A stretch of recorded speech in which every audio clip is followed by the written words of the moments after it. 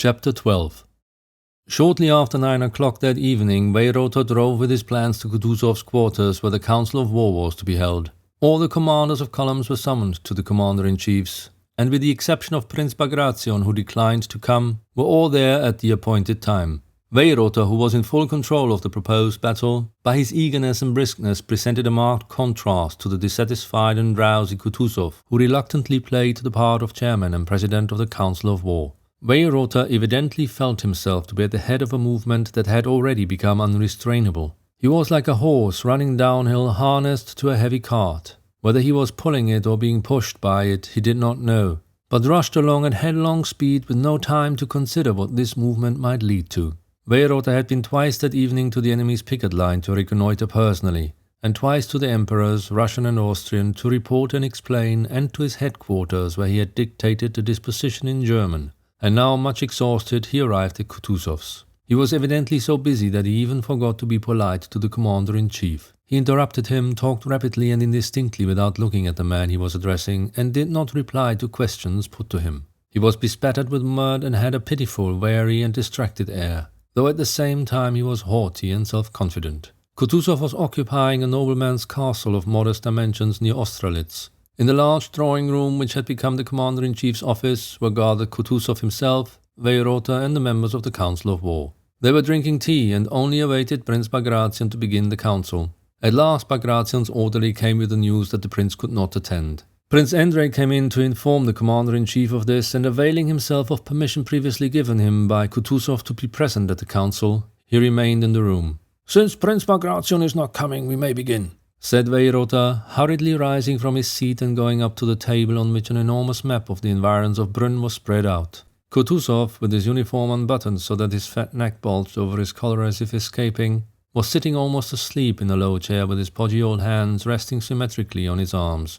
At the sound of Weyrother's voice he opened his one eye with an effort. "Messieurs, if you please, it is already late," said he, and nodding his head he let it droop and again closed his eye. If at first the members of the council thought that Kutuzov was pretending to be asleep, the sounds his nose emitted during the reading that followed proved that the commander-in-chief at that moment was absorbed by a far more serious matter than a desire to show his contempt for the dispositions or anything else. He was engaged in satisfying the irresistible human need for sleep. He really was asleep. Weyrother, with the gesture of a man too busy to lose a moment, glanced at Kutuzov and, having convinced himself that he was asleep, took up a paper and in a loud monotonous voice began to read out the dispositions for the impending battle, under a heading which he also read out. "Dispositions for an attack on the enemy position behind Kobelnitz and Sokolnitz, 30th November 1805. The dispositions were very complicated and difficult. They began as follows.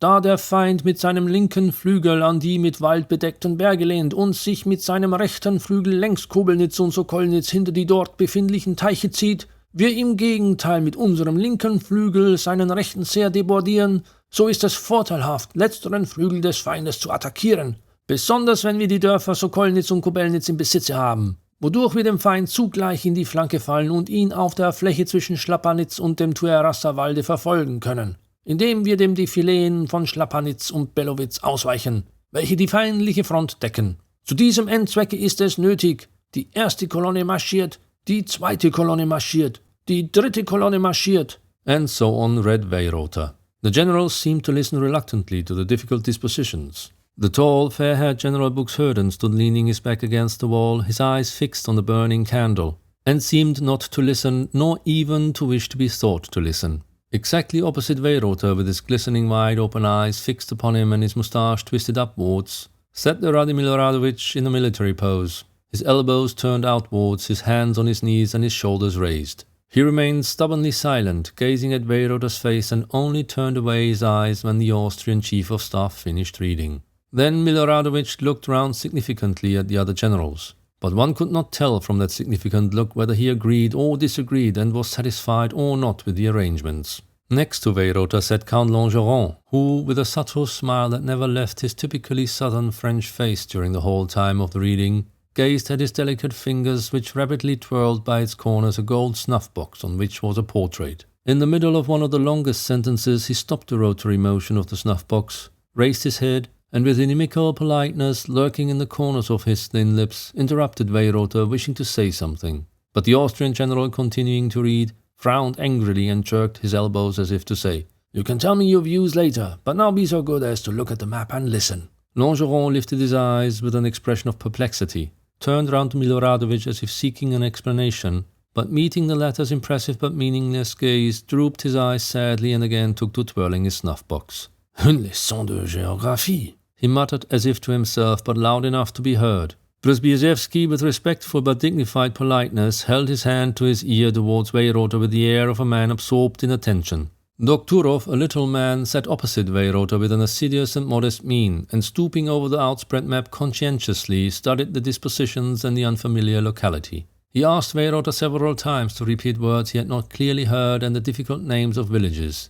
Weyrother complied, and Doktorov noted them down. When the reading, which lasted more than an hour, was over, Langeron again brought his snuff-box to rest and, without looking at Weyrother or at anyone in particular, began to say how difficult it was to carry out such a plan in which the enemy's position was assumed to be known, whereas it was perhaps not known, since the enemy was in movement. Langeron's objections were valid, but it was obvious that the chief aim was to show General Weyrother, who had read his dispositions with as much self-confidence as if he were addressing school children, that he had to do not with fools, but with men who could teach him something in military matters. When the monotonous sound of Weyrother's voice ceased, Kutuzov opened his eye as a miller wakes up when the soporific drone of the mill wheel is interrupted. He listened to what Langeron said, as if remarking, "So you are still at that silly business," quickly closed his eye again and let his head sink still lower. Langeron, trying as virulently as possible to sting Weyrother's vanity as author of the military plan,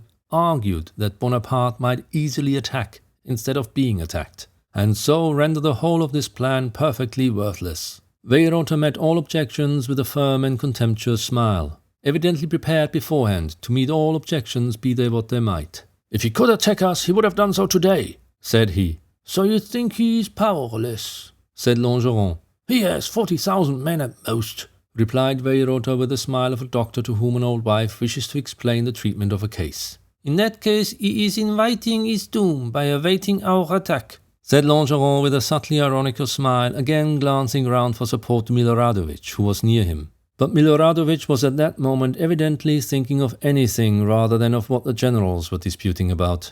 "Ma foi," said he, "tomorrow we shall see all that on the battlefield." Weyrother again gave that smile which seemed to say that to him it was strange and ridiculous to meet objections from Russian generals and to have to prove to them what he had not merely convinced himself of, but had also convinced the sovereign emperors of. "The enemy has quenched his fires and a continual noise is heard from his camp," said he. "What does that mean? Either he is retreating, which is the only thing we need fear, or he is changing his position." He smiled ironically.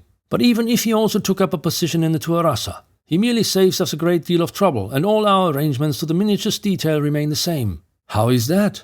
began Prince Andrei, who had for long been awaiting an opportunity to express his doubts. Kutuzov here woke up, coughed heavily, and looked round at the generals. "Gentlemen, the dispositions for tomorrow, or rather for today, for it is past midnight, cannot now be altered," said he. "You have heard them, and we shall all do our duty. But before a battle there is nothing more important," he paused, "than to have a good sleep."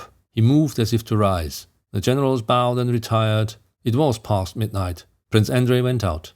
The council of war, at which Prince Andrei had not been able to express his opinion as he had hoped to, left on him a vague and uneasy impression. Whether Dolgorukov and Weyrother or Kutuzov, Langeron and the others who did not approve of the plan of attack were right, he did not know. But was it really not possible for Kutuzov to state his views plainly to the emperor? Is it possible that on account of court and personal considerations tens of thousands of lives, and my life, he thought, must be risked? Yes, it is very likely that I shall be killed tomorrow, he thought. And suddenly at this thought of death, a whole series of most distant, most intimate memories rose in his imagination. He remembered his last parting from his father and his wife. He remembered the days when he first loved her. He thought of her pregnancy and felt sorry for her, and for himself, and in a nervously emotional and softened mood he went out of the hut in which he was billeted with Nesvitsky, and began to walk up and down before it. The night was foggy, and through the fog the moonlight gleamed mysteriously.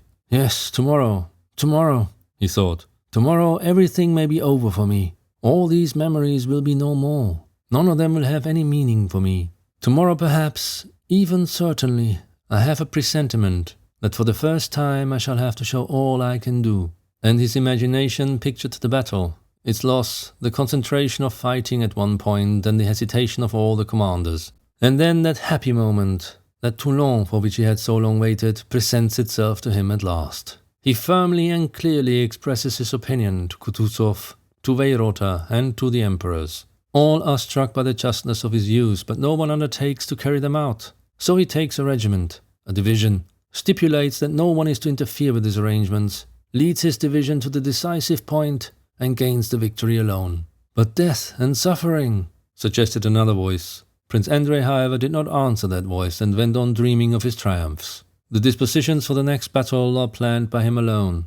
Nominally he is only an adjutant on Kutuzov's staff, but he does everything alone. Kutuzov is removed, and he is appointed. "Well, and then?" asked the other voice. "If before that you are not 10 times wounded, killed or betrayed, well, what then?" "Well then," Prince Andrei answered himself, "I don't know what will happen, and I don't want to know, and can't. But if I want this, want glory, want to be known to men, want to be loved by them, it is not my fault that I want it, and want nothing but that, and live only for that. Yes, for that alone. I shall never tell anyone, but, oh God, what am I to do if I love nothing but fame and men's love? Death, wounds, the loss of family. I fear nothing. And precious and dear as many persons are to me, father, sister, wife, those dearest to me, yet dreadful and unnatural as it seems, I would give them all at once for a moment of glory, of triumph over men, of love from men I don't know and never shall know. For the love of these men here," he thought,